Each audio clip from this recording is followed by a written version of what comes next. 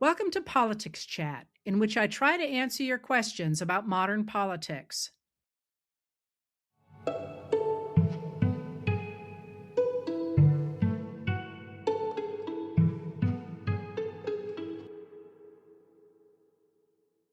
I hope, going to try and put some sense around a lot of what is happening for you today. And one of the places I want to start is I can tell by reading the questions that you have that you're kind of frantic, which is reasonable because there is so much coming at us all the freaking time that even I, who am sitting here watching it really pretty constantly, feel overwhelmed. I actually went for a walk the other day and made a list of all the things that I was not covering that I need to. And I just remember it started out, I was actually dictating into my phone and saying, well, this happened, and here's everything we need to know about that. And this happened, and here's everything we need to know about that. And by the time I had walked about 20 minutes, I just was going, and another thing, and another thing. And that, things like agriculture. You haven't heard me talk about agriculture in a long time. That's really important, what's happening in the agricultural sector. So if you're feeling overwhelmed, it's partly by design for you to feel overwhelmed. And I hope that I will give you some ideas for channeling that anxiety into really useful places going forward here. So let's start with one thing I want to really start with off the top here, and that's that there seems to be something very odd going on in the US that reflects, I think, the president and his cronies' understanding of the rest of us as somehow being what tech bros call non-player characters. That is, we don't seem to matter to them. And this really hit me the other day when, it's really barely making the papers. Again, not because people are deliberately dropping the ball, but because so much is going on, that the US has strangled oil shipments to Cuba, which means that Cuba is experiencing a real collapse of their electric grid, which means that there are long periods of time when there is no electricity in Cuba right now. And what that means is that people who are in the hospitals on machines that are dependent on power are dying. Your ventilator goes because there's no electricity. You're going to die. And there are so many ways in which the maneuvers of the Trump administration, from slashing aid to the strikes we've made on so many different countries, to the strikes on small boats, just sort of suggests that human beings don't matter at all. That unless you are a certain group of people that I would call the predator class, the rest of us don't matter. And what I wanted to call out about that in this minute is when we talk about the strikes that are happening in Iran and the war that's going on with Iran, with no buy-in, of course, from Congress, we're not really talking about the people who are actually fighting that war, who are in danger and who are a long way from their families. So I know I've got military people who listen to me, and I know I have military families who listen to me. And I just sort of want you to know that even though the newspapers are sort of acting as if somehow your people are just numbers on a column, they're not to us. They're not to the people who live in the United States. You're not non-player characters to us. And some of my all-time favorite and best students are in the military, and I think about them. I'm not even going to say every day because it's more like constantly. So just start with a shout out there to the military people who are bearing the brunt of the current president. All right, so I wanted to make sure that people remembered that, first of all.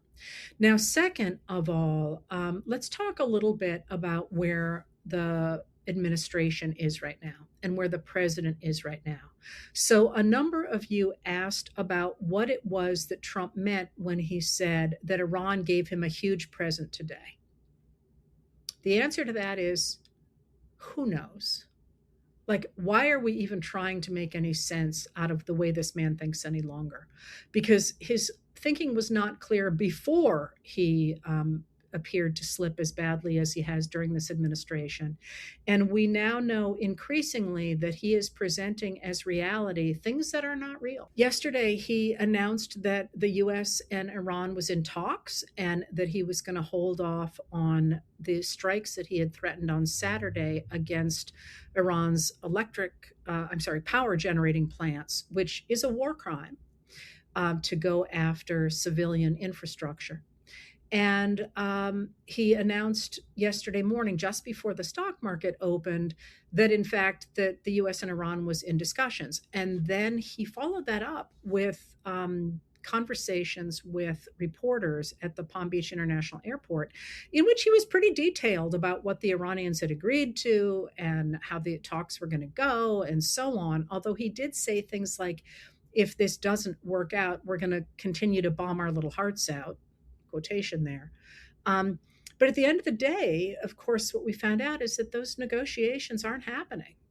That the U.S. has, through intermediaries, Pakistan, Turkey, Greece, reached out to one of the allies of the new supreme leader in Iran, but that supreme leader has rebuffed those invitations. So he sort of has this fantasy of what's happening, and we just don't know, because again, normally any kind of negotiations would be undertaken by the State Department, but Trump is instead using his special envoy to the Middle East, Steve Witkoff, and his son-in-law, Jared Kushner, who are both real estate people who have big interests in the Middle East. So when you think about what he means when he says Iran gave us a big gift, who knows? He has said it's related to oil and gas, but maybe there's nothing, maybe there's something, maybe there's something big, who knows? But one of the points that I want to make today is that we in the United States of America are absolutely going to have to grapple with what Trump is doing and has done and will do. But letting him determine the conversation going forward is a huge mistake, because the man is a loose cannon, and we just don't know what's real and what's not. He doesn't know what's real and what's not. And so if we're going to keep this country on any kind of an even keel, we have to recognize that we cannot take our marching orders from the president, which is not that we ever took marching orders from a president before, but in the past, if, President Barack Obama said he was going to be talking about affordable health care, for example, you knew who the players were and you knew what the conversation was, and you might like it or you might not like it. But you didn't have to feel like, in fact, maybe what he was really doing was trying to buy Greenland, So we have to recognize that we are not in normal times with this particular president. All right, so let me back off a little bit about where Trump is, and talk about Iran and what's happening in Iran. So, as you all know by now, Trump bombed Iran with the idea that he would go in and get out the way he did in Venezuela, take out the Ayatollah, the supreme leader, and replace him with some more moderate people in Iran. Because if you remember, Iran's actually been under real pressure. Their leadership has been under real pressure from protests in the streets. Remember that a few months ago? And the hope was the leaders of those more moderate groups could step in and take over, and the U.S. would be able to work more closely with those people. But in fact, what happened was that the Israelis with whom the U.S. made these strikes took out not only the Ayatollah, but also a number of people around him, and also sort of expected that there would be a popular uprising, and there wasn't. So what's happened is that, at least to all appearances, the supreme leader has been replaced by his son, who is much more of a hardliner, much younger and much more of a hardliner than his father was. But when I say to all appearances, Trump keeps making the point, and it's a legitimate one, that nobody has seen this man since the strikes. So where he is and what his condition of health is remains unclear in this moment. So they expected this was going to be very quick. That's not what happened. And instead, we've gotten ourselves caught in a war over there over the issue. And you can see this real divorce in language from Trump, who keeps saying, we won, we won, we won. What he means is that the US's extraordinary military might has, in fact, badly, badly hurt Iran's military capacity. But as everybody always knew, Iran controls the Strait of Hormuz. And the Strait of Hormuz, you've heard about this a million times now, right? It's the outlet from the Persian Gulf. About 20% of of the world's oil and natural gas goes through the strait, but so does about 20 to 25% of the world's fertilizer, the ingredients for fertilizer, plus a number of other consumer pieces of consumer goods as well, including, by the way, helium. And helium, I'm going to mention this now and not I mention it again. Helium is the element that cools MRI machines. So you can't use MRIs without helium. And what's happened is that Iran has bottled up in the Persian Gulf ships that normally would go out the Strait of Hormuz, but they're now bottled up there because Iran's not letting them through, or at least is threatening the ones that want to go through. There's a distinction there because the way it's actually happening is they have simply said they're going to strike ships. It appears they have not, it appears, I'm not on a ship there, it appears they have not mined the strait, but of course they can hit boats on the strait, ships on the strait with drones, for example. And what they've done is they have permitted the ships of certain countries to pass through, paying a fee. I think the fee is $2 million. And what that's done, of course, is it has strangled the oil coming out of the Persian Gulf, and it's driven the cost of Brent crude oil very, very high. And one of the things that the administration keeps saying is, well, we don't need that oil because we produce more oil than that in the United States. And that is true, except the U.S. produces more oil than it consumes, but the oil that we produce is a different grade than we consume. And so we are tied to the international oil markets because our refineries were actually developed before we got the light sweet crude that we produce now. So our refineries are all designed to refine the heavy sour crude that comes in from other countries. So don't believe that thing about how we don't need oil from any place else. What we need is either refineries that can handle the oil we produce, or we need oil from somewhere else. But until now, the stuff we produce is more valuable than the stuff we import. And so it made economic sense to export the sweet light and pay for the sour crude as it came in and then refine it and sell it here. So the administration is in a really hard place because Trump went into this war without a plan for what to do if it didn't go according to plan. There was no plan B. And the options are not good because do we try and take that strait militarily? That's people. That's our people. And this war is unpopular already before you start pouring more people in, although the administration is moving more and more people to the Persian Gulf. And at least historically, in this one term, Trump has used the troops every time he has put them forward. Doesn't mean he's going to now, but it means that his history has been, hey, the people are there, let's put them in. So we don't know what that's going to do.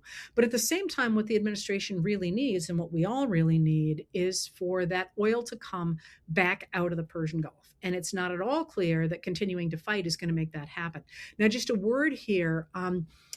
There is a story here that I don't fully understand yet at all, but it is worth paying attention to the fact that Trump certainly appears to be trying to become sort of a petro-oligarch himself. That is, the countries that he is trying to absorb are ones that have a lot of oil, including Venezuela. Although Venezuela's oil is almost like tar; it's a different grade even than the two that I talked about. But now Iran, he keeps saying that he's going to have control over Iran's oil. And he is, of course, trying desperately to get rid of renewable energy in the United States of America, which just kills me, I have to say. Just recently, he has paid another country's companies $1 billion of our taxpayer money to give up the permits that they bought to produce wind farms off the east coast of the United States. And this idea that we are somehow tying ourselves to fossil fuels in a moment when the whole world knows that renewables are going to be the answer is clearly, to me, an attempt to enrich his people, him and his people. And people say, well, we should return to renewables. One of the things that's really interesting in this period is that about 2/3 of the fossil fuels that the United States uses, and we use this at a higher rate than other countries, is in transportation. So we actually could fix this, but the problem is we can't fix it tomorrow. Those of us who care a lot about the environment think maybe this will be the kick that will force us really to deal with our fossil fuel addiction, but we can't fix that tomorrow. The turnover is going to be at least 10 years. So the administration's in this real fix. Like what do they do except try to change the subject, really? Now, a couple of things about that. We do know that when Trump came out with this suggestion that he was, or statement that his people were negotiating with Iran yesterday morning, he did it before the stock market opened. And you can always see that he is trying to keep the stock market calm and trying to keep the stock market happy. And one of the things that happened 15 minutes before he made that announcement was that somebody shorted a whole lot of oil and S&P 500 futures and made a killing when Trump said that, in fact, they were negotiating, because the price of oil dropped dramatically and the S&P 500 futures jumped up. So somebody did incredibly well. The oil futures alone were worth about $580 million. So there is also this angle of the corruption that is going on in the White House and in people associated with the White House in this moment. So you got Trump there, who finally has bitten off way more than he can chew. I've made the point before that in his life, he's always had someone to fix his mistakes. And in this case, there's nobody around him to fix this mistake. He did this. He got rid of all the advisors who would have told him no and did tell him no in his first term. And as soon as he realized he'd kicked a hornet's nest, he tried to bully our allies and partners into come helping him out. And they were like, thank you very much, but we're rearranging our sock drawer today. And now he is somehow supposed to fix it on his own.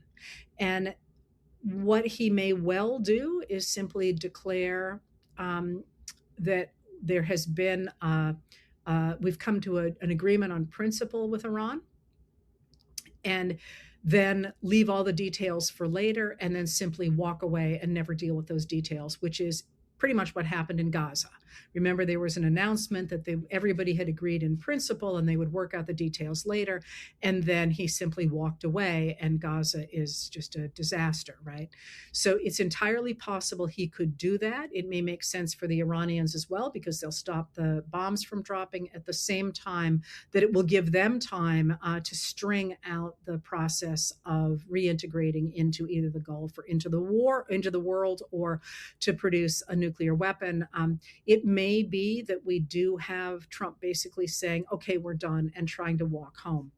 It may not be as well. We don't know how that's going to play out. But what we do know is Trump is really erratic and is recognizing he's got himself a real problem on his hands with the rising cost of oil, the dropping stock market, and that people don't want to be in this war. Okay, so if that's the case, what else is going on? If Trump is weakened on that front, he's also weakening in other places as well. So I said to you before that losing one of the people around him would weaken him, as it did with the loss of Kristi Noem as Homeland Security Secretary. When she went down, she has opened up the way for people to start talking about what the Department of Homeland Security looked like internally. And what they're doing is they're spilling the tea on Kristi Noem and Corey Lewandowski. Corey Lewandowski was a temporary employee of the administration, of the government, and the stories that have come out about him suggest that he had way more power than he should have.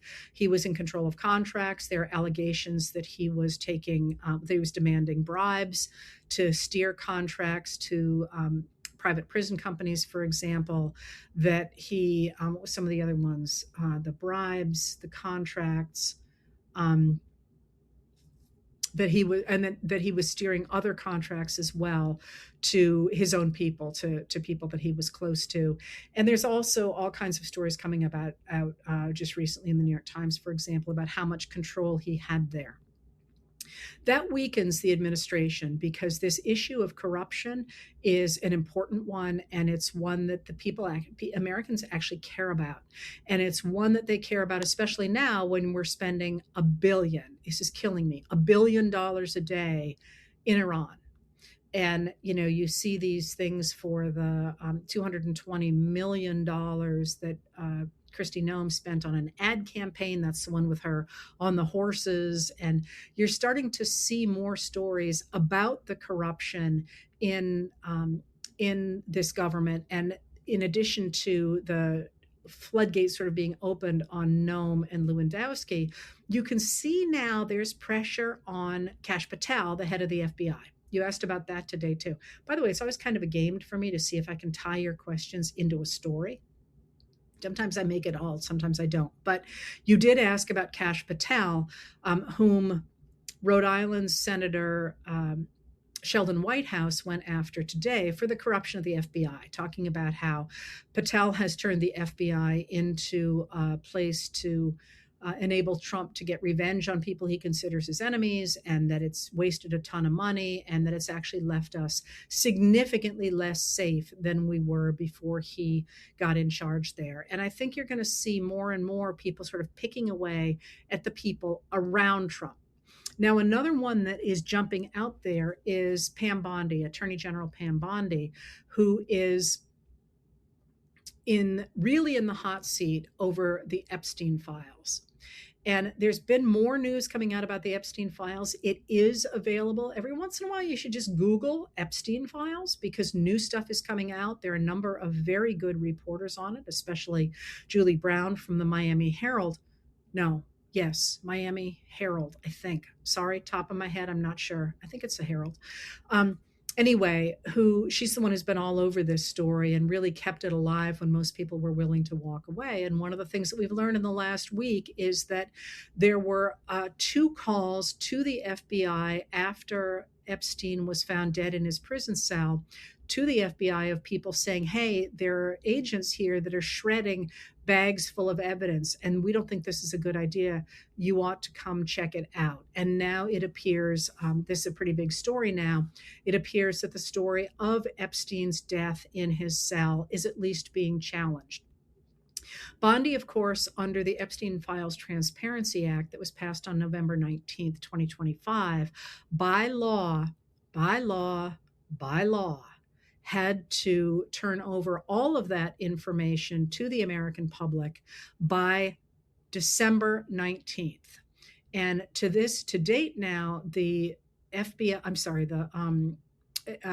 Department of Justice has only published about half that material. And they're saying that the rest of it is duplicates. Well, the answer to that is then publish it anyway, right? We can sort through duplicates. But in fact, the material that has already come out is damning. It shows that Donald Trump's name is in those files. A lot of times it also showed that Epstein was being investigated from 2010 to at least 2015 for money laundering, prostitution, and drug trafficking. And there is real question about what happened to that particular investigation. We don't know how it was closed, if it was closed, or when it was closed, all of which would tell us a lot.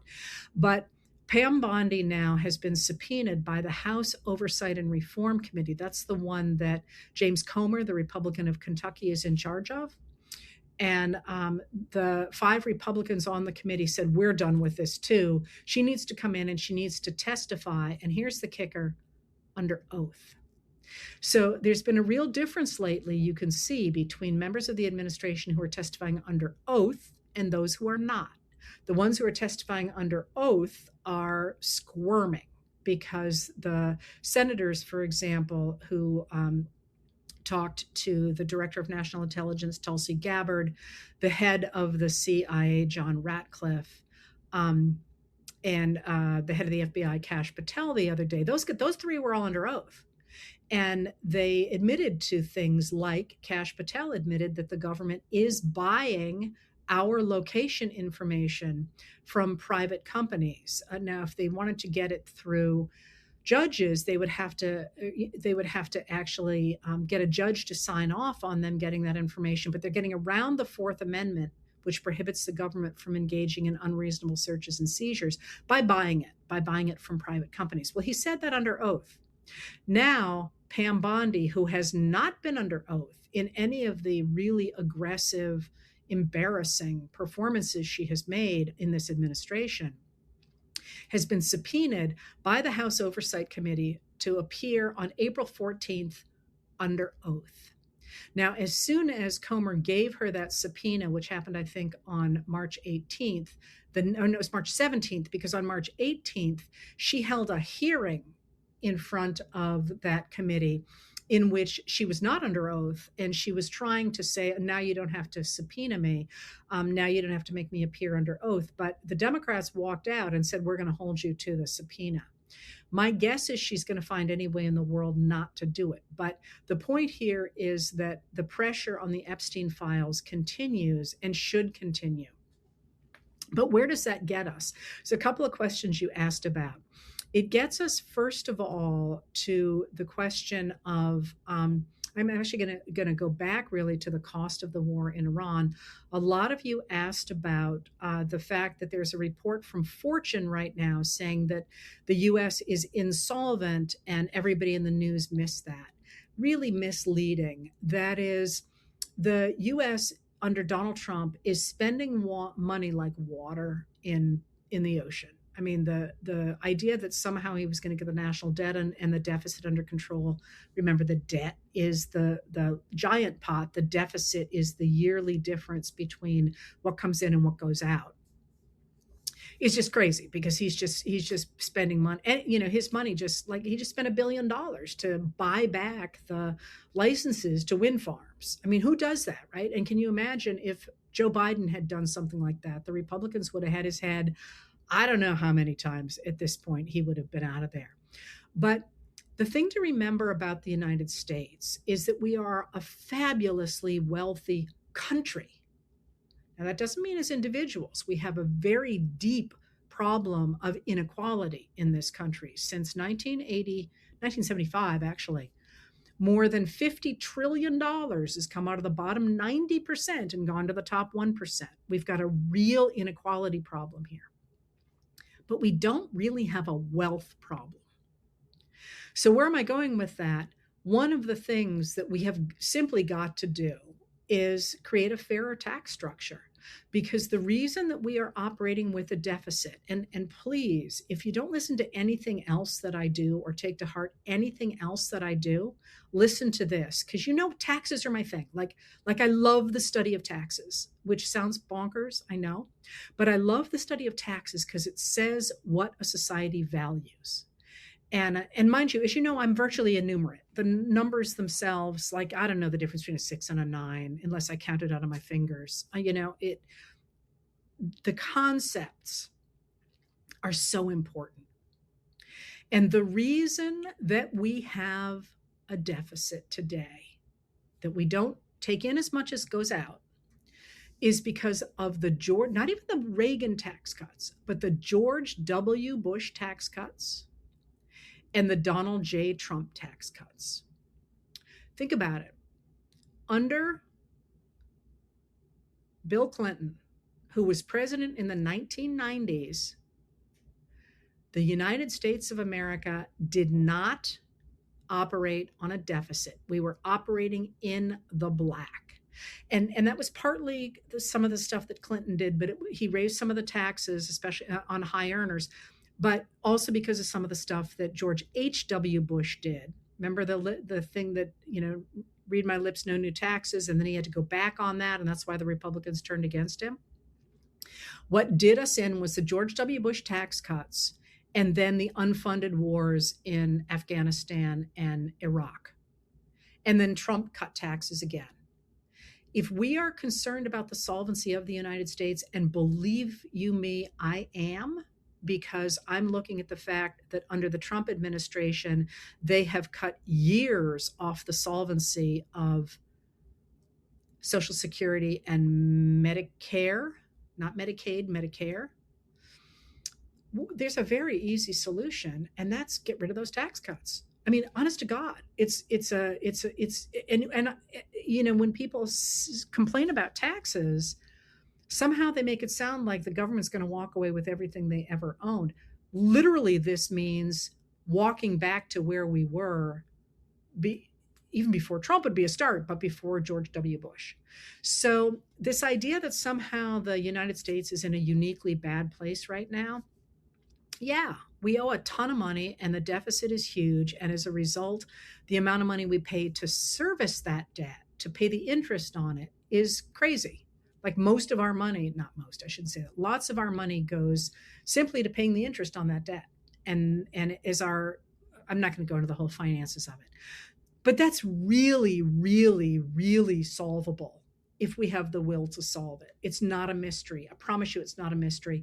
And until these very recent years, until, even past Reagan, until George W. Bush, actually, the impulse of people in Congress, when we were spending more money than we were taking in, was to raise taxes. That's just the way it was done. I mean, everybody since the start, since the American Revolution, but certainly since the Civil War, when the Republicans invented income taxes, and it was a progressive income tax, that's been the way we address these things. So this idea that somehow American insolvency is, this is it, we're at the end of the cliff, things are terrible. No, it's an incredibly wealthy country. We just got to start making people who have a lot of money pay for it, like they always have in the past, until George W. Bush, not H.W., George W. Bush did those big tax cuts. And then, of course, Trump has followed up on that. So that's one place that I wanted to go with this, is this idea of the extraordinary corruption and costs that we are seeing in the administration. There is an answer, at least, to the solvency of the government that you're reading about from that article that was really clickbait. I'm sorry, I read it, and I also read the report that it came out of. There is a solution to this. That's not sort of the end of the road at all. But now another question here is, what does what's happening in the administration mean for the country and mean going forward? So there's a couple of things happening right now. One is that, you've been hearing from me for a very long time that Trump is slipping mentally, that he's a loose cannon, all those things. I am not alone in this observation, I promise you. And the people who are watching him even more closely than I am are the people who want to inherit his political movement. So one of the things that you can see happening right now are people starting to jockey to pick up those MAGA Republicans. Lots of debate about whether or not that's going to be possible. Lots of figures in the mix there. Lots of people trying to hide. I mean, look at J.D. Vance. He does not want to be associated with this Iran war. He doesn't want to not be associated with it either in case it turns out well. But he's not the face of this by any stretch of the imagination. The only person who is clinging to it is Pete Hegseth, who appears to have been very deeply involved in it. And according to something Trump said the other day, he said, Pete, this was your idea. Everybody else is kind of trying to back away because they all know he's gotten himself in over his head, and they don't want to be associated with it when it all goes bad, or if it all goes bad, as these oil prices go up. So you got people jockeying over taking over MAGA, the MAGA Republicans, but you also have people trying to figure out what to do about Trump. They know he's in trouble. They know that the country is in trouble with him there. He does things like go to war without telling anybody, right? So this struggle over Trump and over whether or not to defend him or whether not to defend him or what to do, you can see playing out in somewhat erratic performances by MAGA Republicans who are trying to pick up his people, not offend his people, get some distance from him, not get some distance from him. And, I get stuff frequently from people sending to me statements or interviews that Republicans have done going, what do you make of this? Because somebody who's very MAGA is kind of anti-Trump. So what's going on there is they're trying to figure out how to pick up his voters. But then there is also the very real problem of the fact that Trump and the MAGA Republicans are really unpopular. And so are all of Trump's policies. And you can see that this is the case because they're backing off on them. Before this 2026 election, all of a sudden, the Republicans are not talking about undocumented immigrants. They are trying to back off of the extraordinary violence of the administration under people like Greg Bavina, who's been pushed out of Border Patrol now. They've gotten rid of Corey Lewandowski. They've gotten rid of Kristi Noem. They're trying to look softer and gentler. I would urge you not to buy that for a freaking minute, because Stephen Miller is still in the White House and Russell Vought is still over at the Office of Management and Budget, cutting everything he possibly can. But as they are trying to look more moderate, as they are trying to look more acceptable to the to voters in the United States, two things are going on. One, you have the MAGA base, which is I've talked about them recently. They're anti-democratic at this point. They just want power. They're doubling down on the idea of all the stuff that Trump went for. They're complaining that he didn't go far enough, and so they are now in the same bed as neo-Nazis. They've really gone all white nationalist. Some of the extremists are talking about taking away the right of women to vote and so on. So you got that kernel moving off. But then you also have a lot of Republicans, including those who are not necessarily full-blown MAGA, although at this point you have to call all of them MAGA supporters, deciding that the only possible chance they have of winning the election in 2026 is by suppressing the vote, by making sure Democrats can't vote. And their solution to that right now is the Save America Act. And you've all asked me a great deal about that. Now, let me walk you through a little bit of what's going on with that act, because it is now tangled up, honestly, so much in this administration. Like it's all like a big ball of wire, but it's now tangled up in the Department of Homeland Security funding. So let me explain that pretty quickly. As you know, the Democrats refused to fund the appropriations bill for the Department of Homeland Security for 2026. Like there are 12 appropriations bills. They passed 11, but they said, we're not going to fund the Department of Homeland Security until you clean up ICE and Border Patrol. ICE is the Immigration and Customs Enforcement. Border Patrol is one of the other agencies under the Department of Homeland Security that was responsible for the shooting, for example, of Renee Good and Alex Preddy in Minneapolis. So they said, we're not going to fund that, but we are happy to fund everything else in DHS, and then we can negotiate over what you're going to do to clean up ICE and Border Patrol. And the Republicans, pushed by Trump, said, no, you're going to fund it all just the way we want it. And that's the only way it's going to be. So that's where things have sat now for more than a month. And that's why the Transportation Safety Administration, I think it's safety. Sorry, too many acronyms in my head. That's why TSA has not been paid. ICE is getting paid, and ICE is getting paid because what's at stake in the DHS budget is only this year's appropriations for ICE. In fact, in the One Big Beautiful Bill Act of July 2025, the Republicans gave a huge sum of money to ICE. I think it's $85 billion to ICE. So they actually have plenty of money, but they want more money for their operating budget. So the Republicans have said, no, we're not going to fund TSA. We're not going to fund the Coast Guard. We're not going to fund these other aspects of the government under DHS unless you just do what we say. And the Democrats said, not happening. So Sunday night, Trump came out and he said that he would not support any kind of a deal with the Democrats to fund DHS unless it also included the SAVE Act. Act. Okay, so what's happening with that? The issue here is that, and this is complicated, and I'm sorry. I hope I can make it simple enough. The issue is that, as you know, the House has a rule to force people to stop talking. And because of that, you can pass something in the House with a simple majority. The Senate does not have a rule to make people stop talking. So the only way you can force them to stop talking is through a motion called cloture, which you need to have 60 votes to make happen.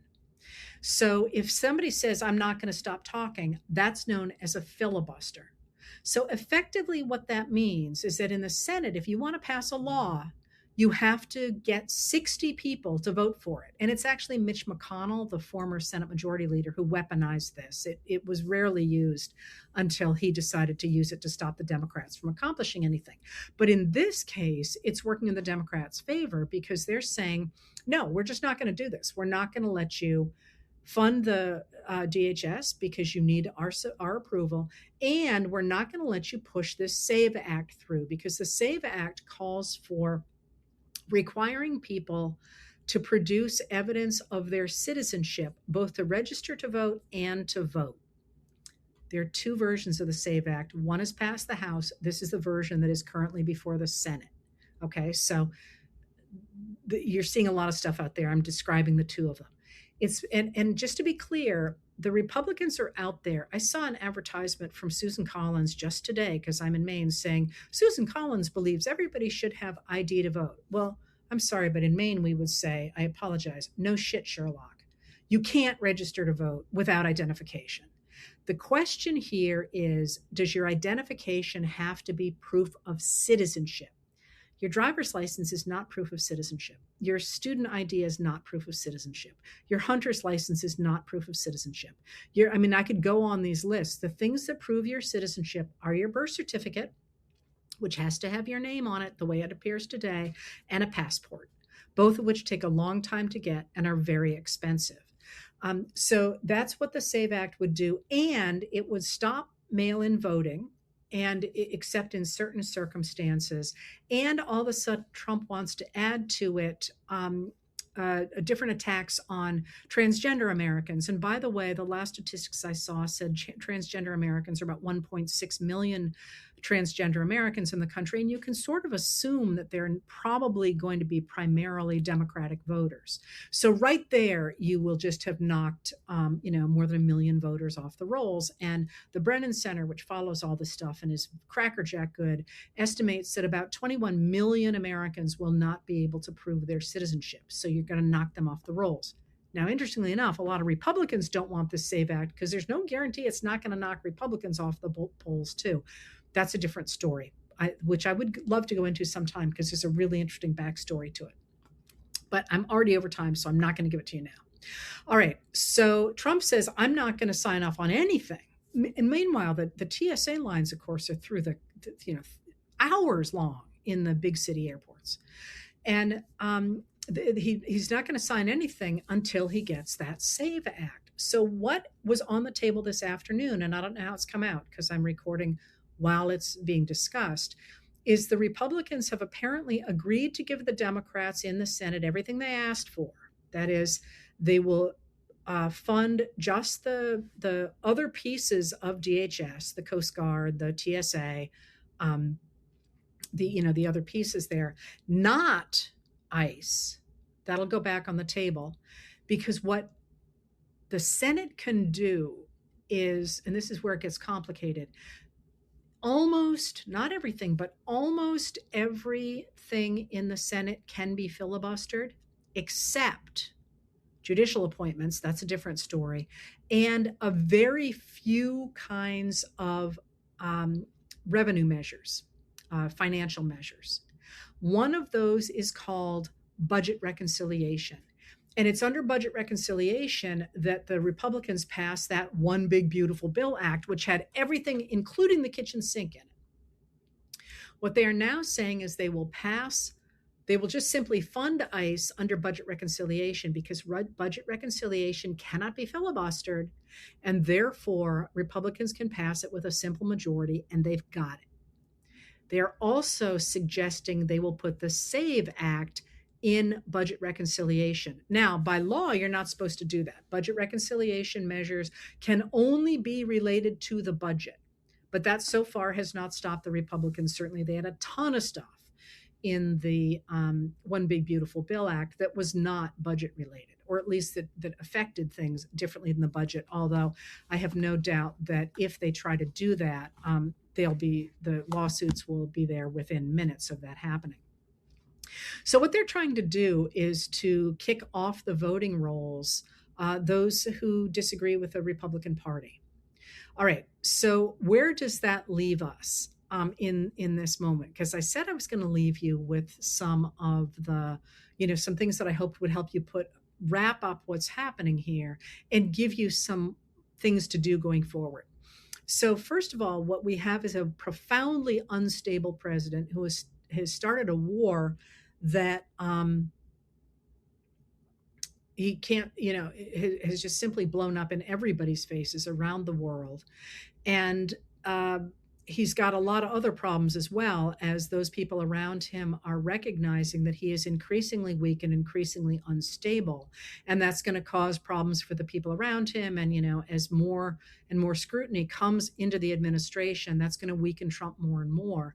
And yet it's also going to mean that both he and Republicans who recognize how weak they are going to try to pass the SAVE Act and also to convince Americans that the vote is not secure. And you've seen this right now in Georgia, where the FBI and under the director of the National Intelligence, it was weird that she was there, grabbed a whole bunch of ballots from Fulton County.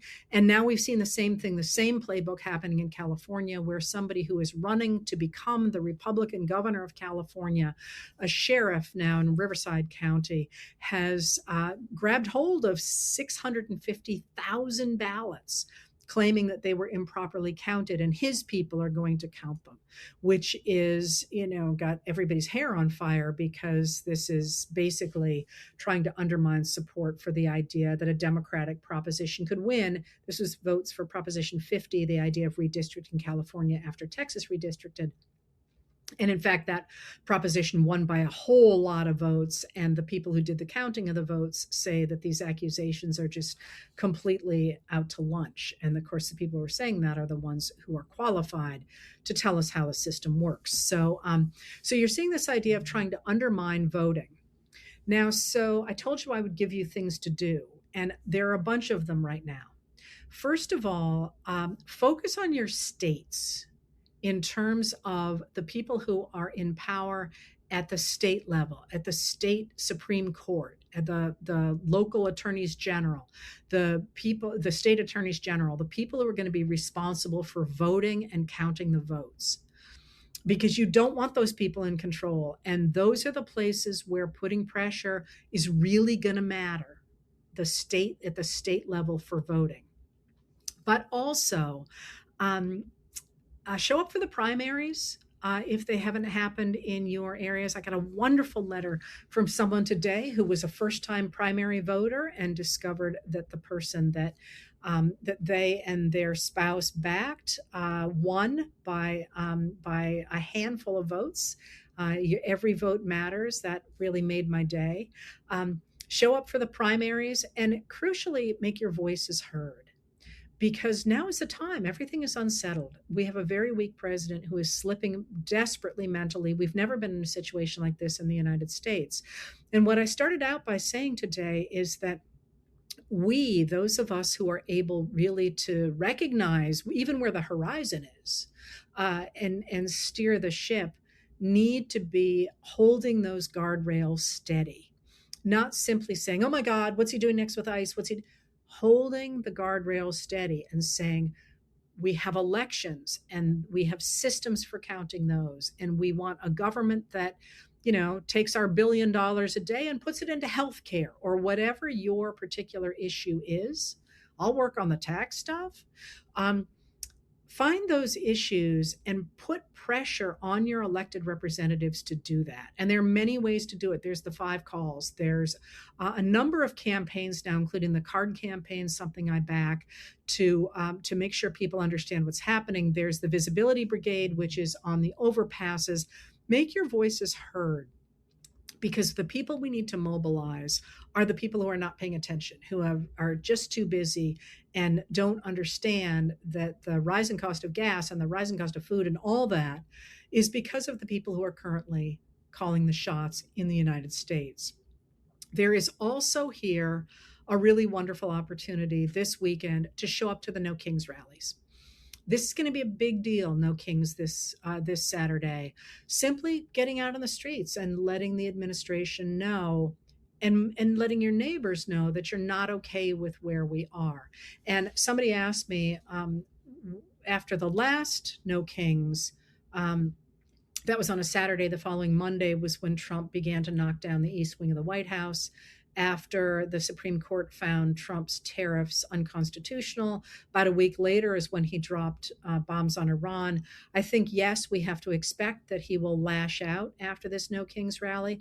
But the minute we start censoring our behavior or our language because of things we're afraid might happen, that's the minute we've lost our democracy. So I urge people, if you feel safe, and get your friends together, show up at a No Kings rally, do it safely. But I told you this spring was going to be rough, and we are not at the bottom yet. We're absolutely not at the bottom of it. But I hope that people find some comfort in the fact that the administration is increasingly brittle, and that our community of people who care about democracy, and that is not a partisan position, is getting stronger by the day. So lots going on, really confusing stuff going on. Again, I think if you take one message away from me, aside from the taxes today, it's that you don't have to get completely tangled up in everything happening minute to minute in the TSA negotiations, for example.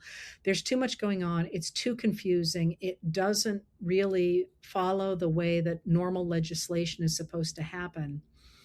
Find your lane, and if you got to let some stuff flow off without you watching it for a while, that's okay. But keep in mind what it is that you care about, what matters to you, and what you can do to make the world a better place. Because boy, that stuff comes back in really, really, really surprising ways way into the future. And that's the kind of world that we got to build right now.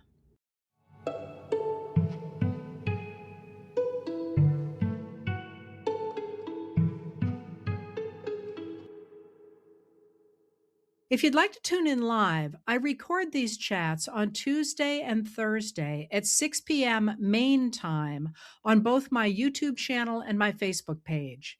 If you want to hear more from me, I write Letters from an American every night.